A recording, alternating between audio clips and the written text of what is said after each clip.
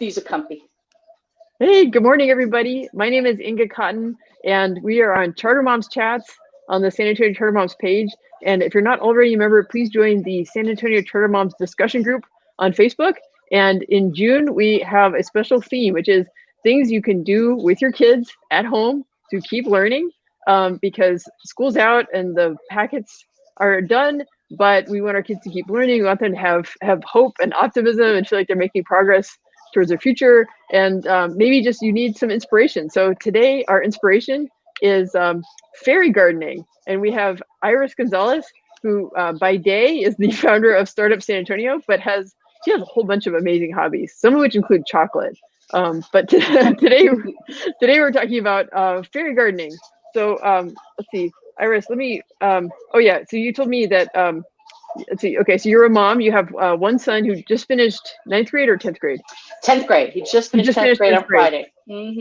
Okay, and you wrote that helping mom a little in the garden usually means dirty, sweaty work. Neither my husband nor my son like it when I say, I just need a little bit of help. That's not a good sign, but that means, I have a big pile of sweaty, dirty, nasty work that, frankly, it's like, no, I need a young, strapping son. This is the reason why I had you. Of course. That's right. Okay, so let's see. Well, tell us about fairy gardens. What do you like about making fairy gardens? And I'm going to bring in the slides. The photos, yes. So I've been fairy gardening now for many years. I love all things miniature, doll houses, miniature landscapes, and of course, fairy gardening. And so I've been doing this for a long time before it became a big hobby now. It's a project that you can complete in an hour or an afternoon. And when the plants are looking tired or one or two have died, it's really easy to either refresh it or just start all over. It's not like trying to plant an entire backyard. So it's that sense of completion and satisfaction. You can do so much with a miniature landscape in terms of the kinds of plants that you choose, the type of container, and of course the accessories. So I adore it. I've got a collection of all these multiple Ziploc bags filled with different themed accessories, and I get inspiration all the time to create new and different fairy gardens. So what are some the simple rules of thumb about when you're going to setting out to make a fairy garden? So likes like. So group like plants together.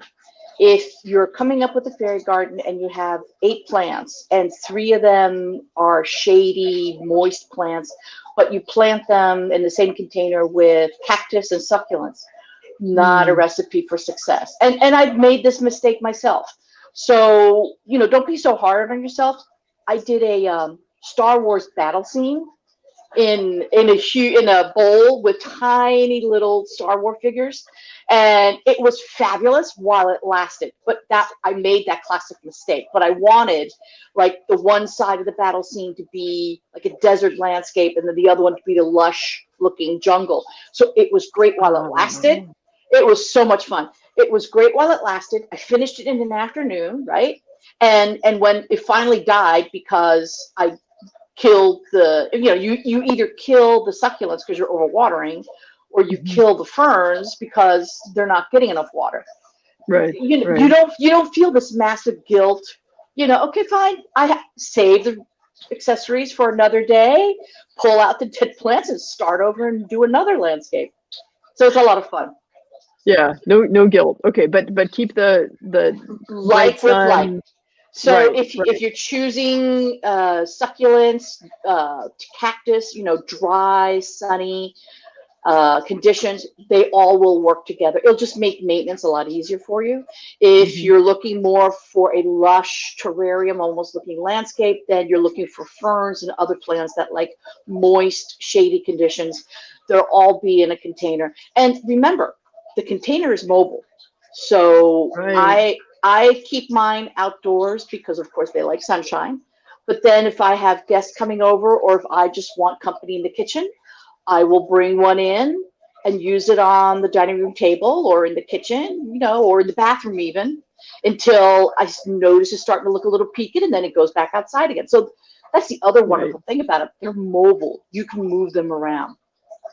Right. You can bring them up close to see all the details, and but then when they need like a good soak with the watering can, or they need like a few days of sunshine to perk up, Days then they go back outside. Right. they Yeah. go back outside. And actually, I have in my kitchen, I have grow light that's on a timer. Ah.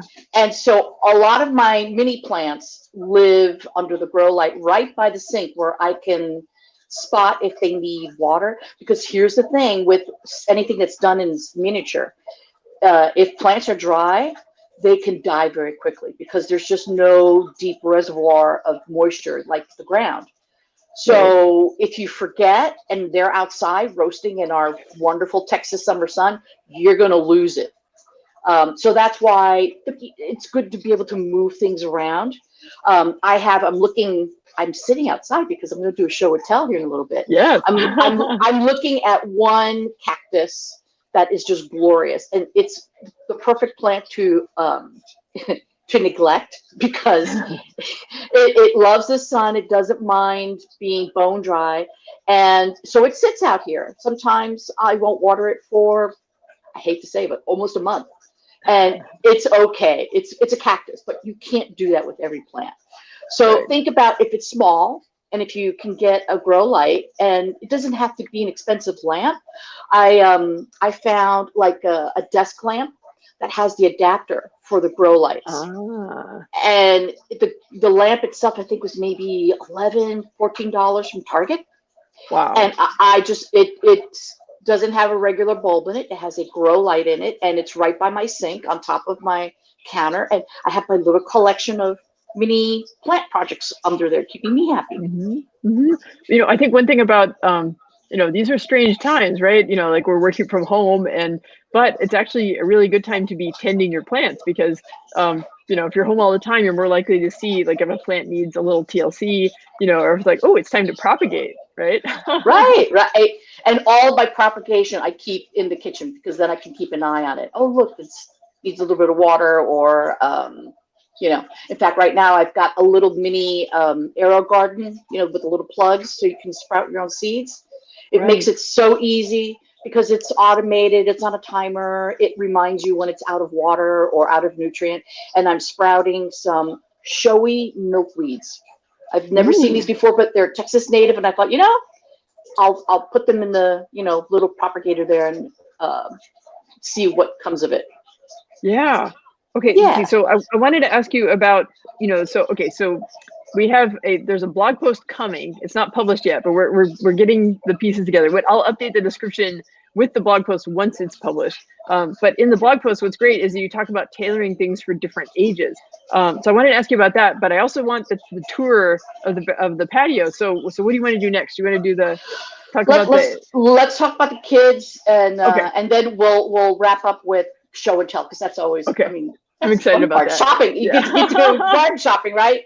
Get inspiration. So if you're starting with preschoolers, let's be realistic. It's not so much about gardening and learning about this, care for the soil, so much as it is the joy of gardening. So make it easy on your preschoolers and on yourself.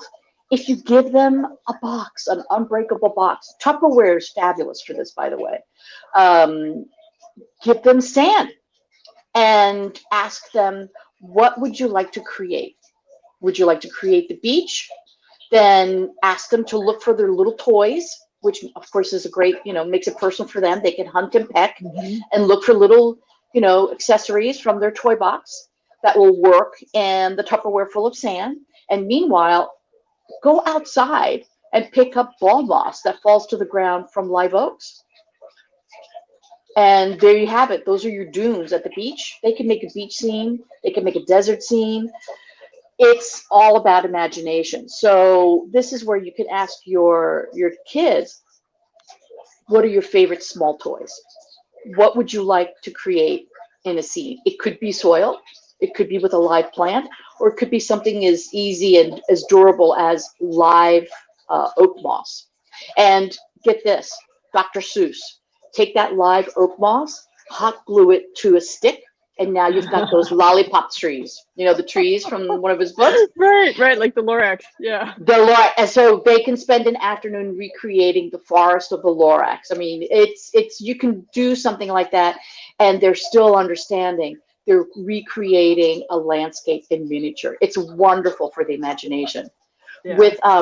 With older kids, you know, middle school, elementary school, it's the same thing. Ask them what their favorite hobbies is. If they're into dinosaurs, I'm sure they have little dinosaur toys around the house. And if not, the beauty of landscape gardening in miniature, the toy store and the craft store are your friends. I always go into the miniature section, the dollhouse section, or if you're in Michael's or in Hobby Lobby, you know those tubes that have Oh the different themes, yeah. the tubes. So they come in so many different themes. So for Thanksgiving one year, I had the carved out pumpkin from Halloween, but I carved it out like a TV set. So you hollow out the face and just carved a Okay. viewing.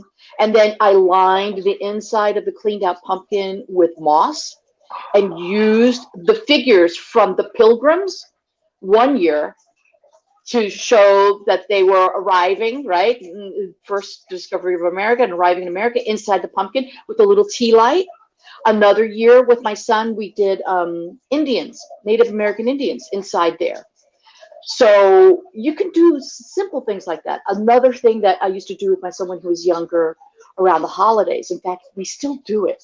And he finds it, you know, kind of like, Mom, I'm too old for that. But then when I'm not looking, he rearranges to figures. So I get just a shallow tray and fill it with Epsom salt, snow. Ah, And you have those ah. tube collections of animals from the Arctic, right? And so you now have seals and wolves and bears, polar bears, and so it's not even so much about the plants at that point, but it's about engaging their interests. Mhm. And then as their interest in plants, you know, start to grow, scaffold, you know, okay, Right, right. you want to recreate the Mayflower landing. What kind of plants do you think they might have needed? Okay, let's go look outside in our backyard and see if we can find some plant material. Even if you harvest cuttings, you know they're not going to live past 3 or 4 days. But again, it's engaging their imagination, and hopefully they learn something about the Mhm. scene that they're trying to create. For older kids, the sky's the limit. You can look for inspiration. Where I like to look, believe it or not, is Instagram. Oh my goodness. Ah, Gardeners on Instagram post the most amazing images. It's incredible. So I look on Instagram for inspiration. I also go to garden centers like the ones that you're seeing in the photos. That you showed a photo earlier of fairy garden inspiration and a broken pot. That one. yeah. I took that this weekend and the article, the forthcoming article, has local nurseries that have good fairy plants and accessories. So here's a new one to add to the list is Spring Creek Gardens, and it's right on 281 North, outside of Bear County. So it's not terribly far at all, but it's a lovely nursery, and they have a greenhouse. And this is in their greenhouse. They have a huge table with all of these landscapes set up with their accessories and plants. So you can take your older child and they can get inspired and decide for themselves what it is they'd like to create. Right, right. So, like you mentioned, going on Instagram, and you said there are authors, right? You mentioned Janet Calvo, who is a big Ye- popularizer of miniature gardening. Yes, so she started the Miniature Gardener Society. It's free. You can sign up for her weekly newsletter and look on her website. You can also, she supplies plants and supplies. So she started documenting the hobby back in the 90s. And that's when I first Wow. started seeing miniature garden competitions showing up at the Philadelphia Garden Show, which is like Ah, the one of the country's oldest garden shows. And I've been going now, oh my goodness, since I was in college. Wow. So it was in the 90s that I started noticing they had a competition set aside for judging the best miniature landscapes. And because I've always loved miniatures and I like gardening, that was always the first place that I would go tour when I would hit the conference floor, you know. Yeah. So she's written some amazing books. There are a lot of books now, actually. In the last 5 years, there's been an explosion in the hobby. So there's lots of books that you can find. I recommend her as a resource because she's been doing it the longest. Yeah. Yeah. But Okay. lots of people are doing it, and Instagram's got great inspiration, as well as going to local nurseries and looking at what they have and it's just getting ideas and getting started. Yeah. Yeah. And like you said, talking to your kids about what they're interested in, right? Like, so right, if they're into Star Wars, go with Star Wars, dinosaurs, the Right. So Arctic, the like desert. in Yeah. this picture, that little house, that's an outhouse. It has toilet paper because fairies need to go to the bathroom, right? Very- And that's just an empty wooden box that's on wheels. So again, it's mobile because once it was filled with soil and everything else, it got quite heavy. But that yeah. just lived on my back patio there until, again, you know, neglect or time, or some I've had for longer than others. That one, I don't have that one anymore, but I have the box still. So there's nothing stopping me from going ahead and redoing it with something different. You Mhm. start building up a collection of your containers and maybe different accessories. It's funny. My son is no longer into Star Wars, and we were cleaning out his toy collection, and he said, "Oh, I don't want any of that stuff." Who do you think kept all of his Star Wars figures? So I have them. I have them in plastic tubs. It's like, well, I'm not getting rid of these. I'm going to use them. So, you know, I can do a Star Wars battle scene if I want, completely in miniature. That's awesome. Yeah. Really great. Okay. So those are the slides. Okay. So we definitely want the tour Yeah. of your garden. So I can, let's see, I can switch the screen, and then at the very end, I want to ask you more about Startup San Antonio. So okay, well Great. right now, oh, go And ahead. then if anybody watching has questions, here's a, you know, great opportunity to ask your questions. Yes. All right. So are we ready for show and tell? We are ready for show and tell. So I belong to a garden club, an old school garden club here in San Antonio. There's a flower competition every spring. I'm like the only person who does miniature gardens, but they always look forward to me entering. So this is one I created for that competition. So it's in a box. Just a wooden box, nothing special. Painted Ah. it. I lined it with saran wrap, Oh. right? Ah. Um, here's fencing, dirt. You can create an entire landscape with pebbles, little accessories. You'll usually find that accessories have like a steel pick so that they don't tip over. And of course, every gardener needs a little shovel. Oh, the little shovel. I know. I every time I see a little pot, I mean, in a thrift store or anywhere, I snap it up because it adds interest. Little birdhouse. Now, this needs a little loving care. It looked fabulous back in March when I won a prize, but this croton I think might come back, but it's lost its leaves because didn't get enough sun. So, Oh, but okay. but but but but here's the deal. Not a problem. You can easily pull this out, put something else in, and keep this going. This is Hmm. looking a little rangy. Again, plants tend to get long and leggy when they're looking for Right. sun. Right. So here's where what I do. I go to nurseries and I look for plants. Ah. It doesn't have to be a fairy plant. Here's a plant. Right. This is not a fairy plant. This is ground cover. But Yeah. has perfect scale, and it's got, even look at these pretty flowers. Yeah. Yeah. So as a replacement, I can put this in here, There arrange you it on the go. fence, and now you've got a vine. Yeah. Um, Succulents are great for these kind of miniature fairy gardens. So these are just, you can find this at any nursery. Same thing with this, right? So here's a little sedum, easy enough. You pluck one out and you can put it in a pot, and over time it'll root. Yeah, If yeah. you The go, if you go, propagating is great. yes. And so, and this is a coleus that I Really? got. Yes, it's a Wow. coleus, but it's a Interesting different leaf. variety. It looks like a bush. Yeah. So I'm Wow. say so this is kind of like my reserve, my strategic reserve Yeah. of things that will look good. Like this would look good like in a beach or desert Yeah. scene because it kind of looks Yeah. like, right? Like it would look like Right. in a Like a rangy plant that soil. grows on the shore. Yeah. Yeah. Right. So now, if that big one is too intimidating, you don't have to go big. Here is, this is smaller, right? Mm-hmm. And it's, I found this Buddha and I thought, oh, Buddha needs to be under a tree. So here Yeah. is this really interesting, gnarly looking um, succulent, right? And then Yeah. I put a little bit of, kind of ground cover underneath it. And Buddha is at peace here. This one will live sometimes inside, in the kitchen or in the bathroom just Yeah. because Yeah. it's so cute. If this is still too big and intimidating, we can go smaller. You can get Nancy, it's still small. So here's smaller. So Oh, this is an actual poured patio. Janet Calvo on her website, she sells these kits. oh, And it's fun.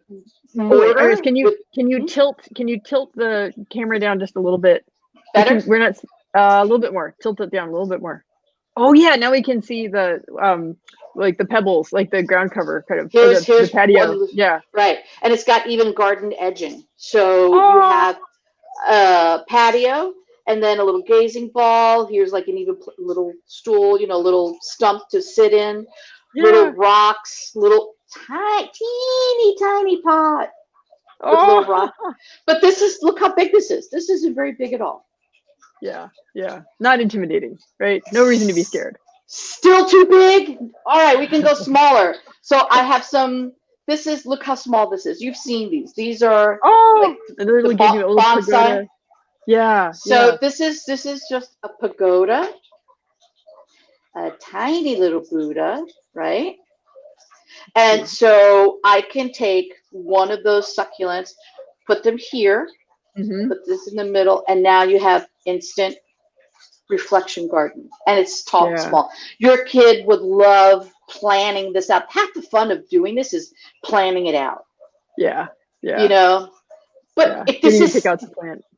if this is still too intimidating, you can go even smaller. Even smaller. And this Oh, it's so idea, tiny. this is a little dish, Oh, wow. right? Just a little like kitchen dish. And Yeah. it's got a tiny little pot and two teeny tiny pots, and all the Okay. plants are growing. Okay. Move. Better? Can you move? Let's see. Just pull the phone towards you a little bit. Let's see, because we're just seeing it. Oh yeah, there we go. Okay. Yeah, Oh, the little tiny pots. little They're tiny really pots. cute. And I Yeah. got this inspiration from Instagram. Ah, cool. Okay, in the post you mentioned that if it's a container that doesn't have holes, you just have to be careful not to overwater, right? So you Exactly. put in So just a little bit of water. Yeah. this is all succulents. So what I do is I let it go dry. Doesn't really Yeah. hurt them too badly. And then I just pour the water in. And because it's so shallow, I just pour the Yeah. excess water out. And it's good for, oops, so sorry. It's good for, a couple more weeks. So that's the Yeah. beauty of something like this. And again, you can put this in your bathroom. You can put this in your, on your desk for a while by a sunny window. They're portable. Now, Yeah. if So this is cute. still too big, we can go even smaller. What? Even smaller. What? Oh, look at that. Oh, it's like a pallet. Like So pallet gardening. you've seen this, right? Yeah. This came from Janet Calvo, and so you can see this. But look at that. It's you just take tiny little baby succulents, and there's soil in there, and you use a toothpick or Oh. like the end of a knife tip Mm-hmm. To get yeah. Oh my to get the gosh, plants that's in so there. tiny. Yeah. It's Yeah. teeny tiny, right? And so this is just to give you an idea. I've even planted little Like succulents, moss. Yeah. yeah, Wow. and arrange them, and so you can really have a lot of fun. Now, in terms of educational value, what if you wanted your kids to learn about Stonehenge? Ah, look at that. Okay, Miniature this Stonehenge. This was a kit that I found in Barnes and Noble, the Oh, Stonehenge. fun. And I will confess, it did not come with these. So my Ah, husband drilled holes and then put these little steel picks just because it makes it easier. Now, because you just need this a is, little help sometimes, right? Just yeah, a little exactly. help. Now, Yeah. this is Stonehenge from the past because oh my gosh, look, this is I had this last year. So I now have Ah. strategic reserve. My plan is to take these out, scrape off the top level of debris, plant this in here, Hmm. and it's a dish. Again, you can have this as a centerpiece, and when it needs sun, you put it back outside. Yeah. Oh, Now, cool. still too much. It can be something as simple as taking a plant, a favorite plant of yours, and just adding a couple Ah, accessories. right, right. So I just Cute. added, and again, they have these little picks so that they don't fall over, to add a Hmm. little edging, a little path, and here you go. You have a place for a fairy to Yeah. rest. And it's just this, I Aw. love this plant, right? And then Yeah. here's this guy. This is a cactus.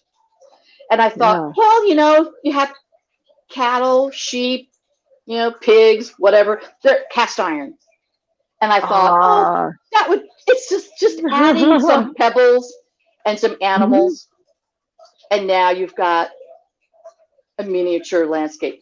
So so it really it doesn't take that much.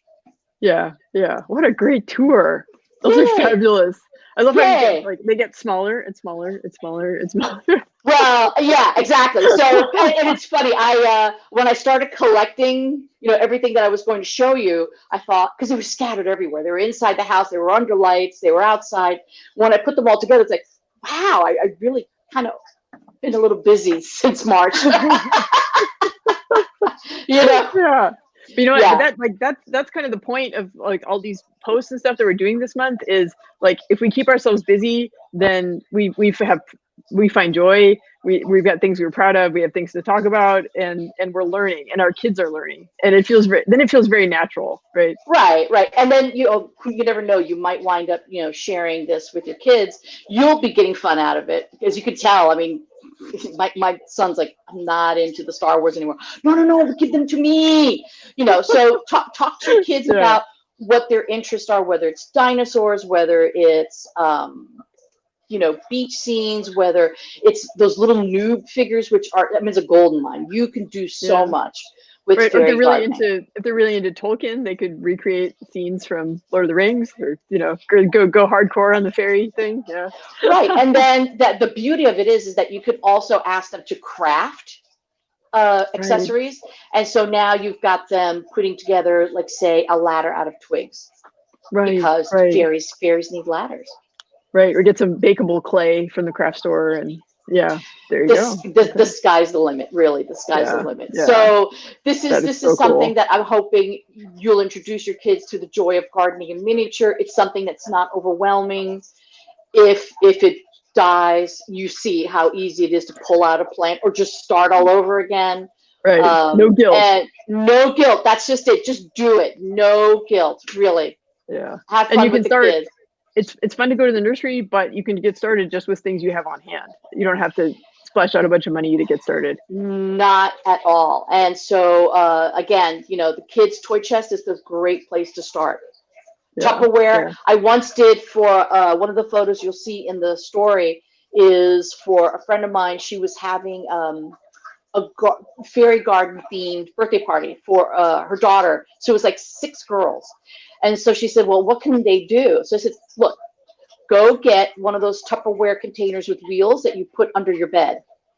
And we'll drill some holes in it for drainage. And they did an entire, so I set up, Is yep, it this right one? there.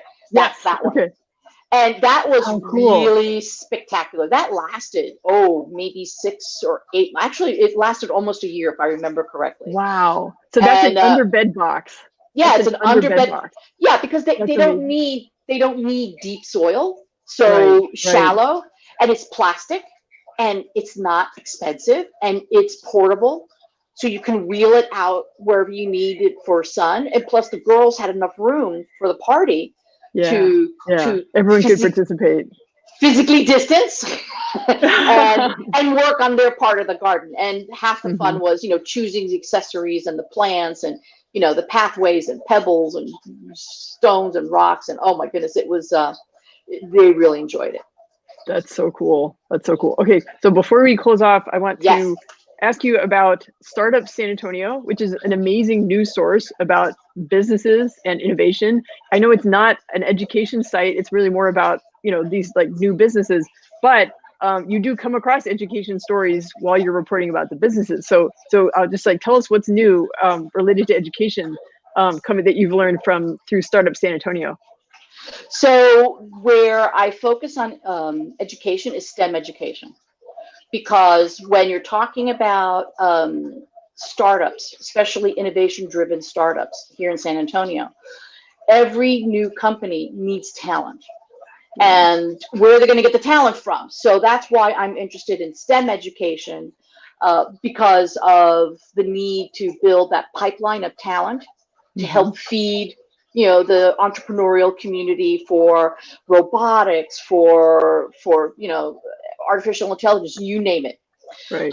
So just this last week, I interviewed the new director Oh. of the San Antonio Museum of Science and Technology. That's Douglas Ping. He's a lovely man, wonderful dedication to serving youth and helping them train and get excited about science and technology for these jobs that haven't yet been created of the future, Right. which that Right. can be 3 years from now. So we had a Yeah. long talk, and that's going to be featured in an in-depth interview with him that I'll be publishing later Ooh. this week. And Okay. so We'll the be sure to share museum, that. yeah, please, in Startup San Antonio, that'll be later Yeah. this week. The what the museum is planning is they normally have in-person summer camps, everything from like Right. studying with the NASA, you know, rocket scientist, because actually David Monroe, who's the founder of the museum, his son is indeed a rocket scientist for NASA. Wow. So he'll come in and help with that class. But then they'll do all sorts of classes. They've taken them online. Okay. And they're also planning for when the museum will move into the new innovation center that's being built Yeah. at Port San Antonio. So there's a lot going on in our museum, and Wow. that's why I want to keep my eyes focused on what they're doing and share that with readers so that they know there's a really, really incredible high-powered science and technology museum that's coming online. We have it now, but it's going to go to the next level when it moves into the new innovation center. We're hoping as soon as next year. Wow. That's really Yeah, exciting. We've had my yeah. kids have done the camps. We've gone to lectures there. I'm now that my kids are done with school, I'm eager to plug them into the virtual camps. Just because I think that well, there are many things to like about the San Antonio Museum of Science and Technology. I mean, David Monroe's collection of amazing tech stuff is really cool. I mean, going back to Edison light bulbs up to like the Tesla coils, and then like the prototype PCs from Data Point. So much cool stuff. But it's really the people. It's like it's the depth of knowledge and the passion of the techies, who are putting in their time and their guidance and interested in dedicating that to helping kids get excited so that they're ready for these jobs. And so San Antonio can have a thriving technology community. Exactly. And I'll tell you, I've known David Monroe since I wrote the first article when he still had his collection at the headquarters of his company, eWatch. It was on I-10. It's where Wow. it's Yeah. a Tesla Where showroom Tesla is now. now, right? Yeah, Yeah, that's yeah. right. But you would think after writing, I don't know, maybe half a dozen or more stories on him in the museum, that there'd be nothing new for me to hear.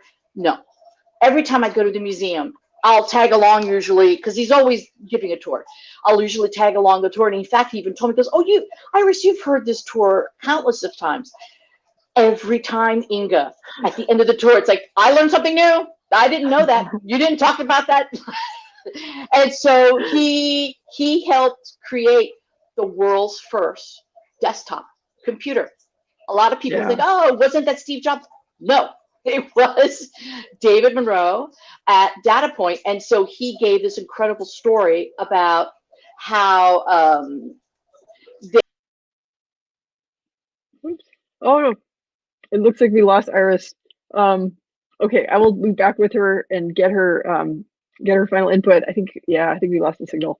We were wrapping up the show anyhow. I'm sorry to lose her, but anyway, the blog post will be coming up soon.